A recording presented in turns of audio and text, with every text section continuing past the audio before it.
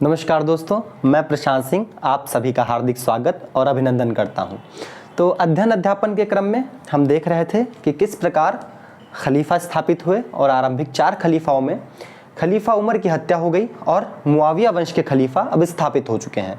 मुआविया वंश के खलीफाओं ने सीरिया यानी दमिश्क को अपना आधार बनाया हुआ है और अब खलीफा जो है, खलीफा का पद अरब क्षेत्र से निकलकर अरब क्षेत्र के सीमांत क्षेत्रों में आ चुका है और इसमें अब गैर अरबी तत्वों के मिश्रण होने की, के शामिल होने की संभावनाएं अधिक हो चुकी हैं।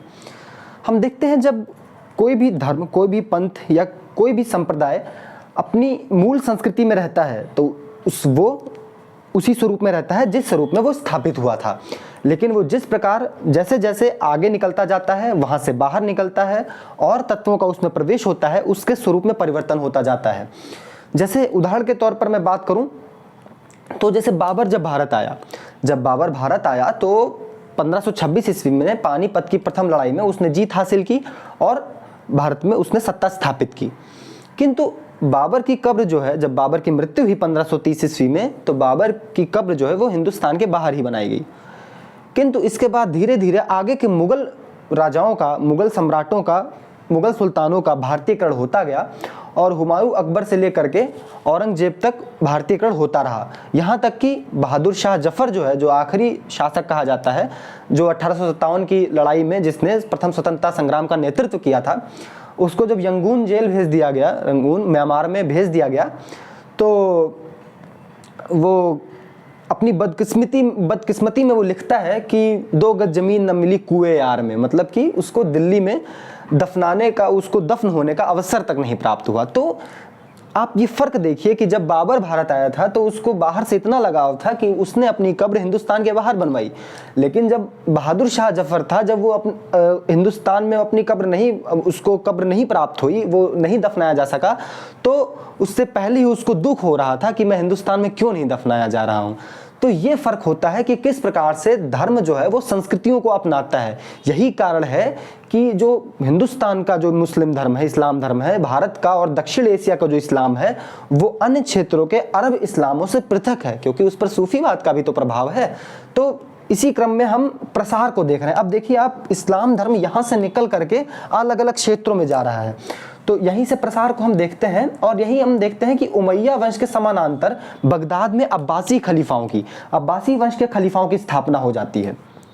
ठीक है, यानी कि अब अलग अलग जगह पर अलग अलग खलीफाओं की स्थापना होनी शुरू हो जाती है।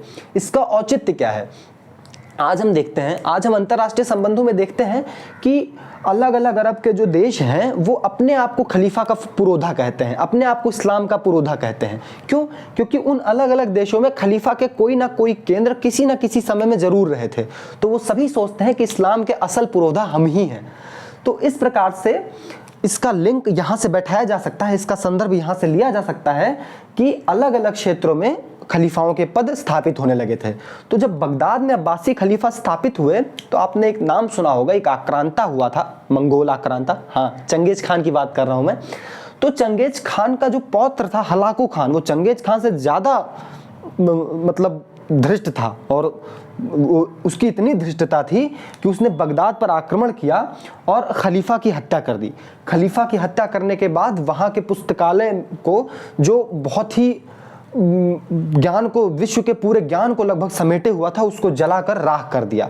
अब मैं ये क्यों बोल रहा हूं कि वो विश्व के ज्ञान को समेटे हुआ था, इसका संदर्भ आप समझिए।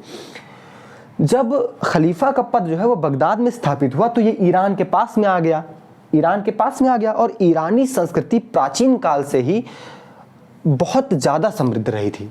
इतनी समृद्ध रही थी कि ईरानी संस्कृति का मुस्लिम धर्म पर इतना प्रभाव हुआ कि आज हम जो इस्लाम का स्वरूप देखते हैं, आज हम जो इस्लाम संस्कृति का स्वरूप देखते हैं, वो दरअसल इस्लाम धर्म का प्रभाव तो है ही उस पर, लेकिन जो संस्कृति के रूप में अधिकांश प्रभाव वो ईरानी संस्कृति का है। आज ईरान का स्वरूप, इस्लाम का स्वरूप इस्लाम धर्म और ईरानी संस्कृति के तत्वों का सम्मिश्रण है। यानी कि इसी पर एक विद्वान ने कहा है कि एक तरफ इस्लाम ने ईरान को जीता तो दूसरी तरफ ईरानी संस्कृति ने भी इस्लाम को जीत लिया। तो इस प्रकार से हम देखते हैं कि जब धर्म और संस्कृति एक दूसरे के प्रभाव में आते हैं तो एक दूसरे के विरोधी नहीं होते, एक दूसरे के पूरक होते हैं, इसी प्रकार से सूफीवाद का भी विकास भारत में हुआ कि जब भारत में जब खैर विकास तो पहले ही उद्भव तो सूफीवाद का भारत से बाहर ही हो चुका था, लेकिन उसको पनपने का अवसर, उसको विकसित होने का अवसर भारत में मिला। तो इस प्रकार से हम देखते हैं कि संस्कृतियों के सम्मिश्रण से, संस्कृति और धर्म के सम्मिश्रण से एक नए प्रकार की संस्कृति का उद्भव होता है जो उस क्षेत्र विशेष के लिए बहुत महत्वपूर्ण होती है। अब बगदाद पर जब हलाकू खान ने हमला कर खलीफा की हत्या कर दी तो खलीफा का पद एक बार फिर विवादित हो गया।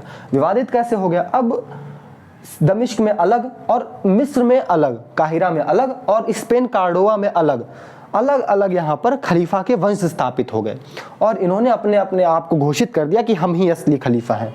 तो इस प्रकार से अलग अलग क्षेत्रों में खलीफा की स्थापना हो गई।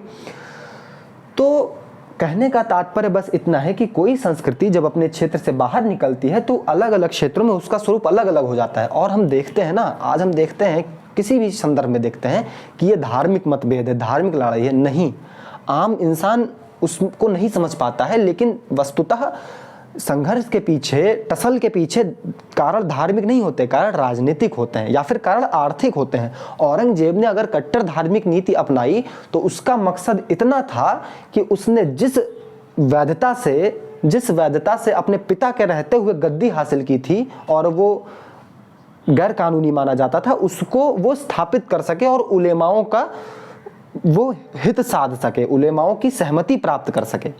इसी प्रकार से हम देखते हैं कि अकबर ने सहज धार्मिक नीति अपनाई और बहुत लिबरल रहा, बहुत उदार रहा।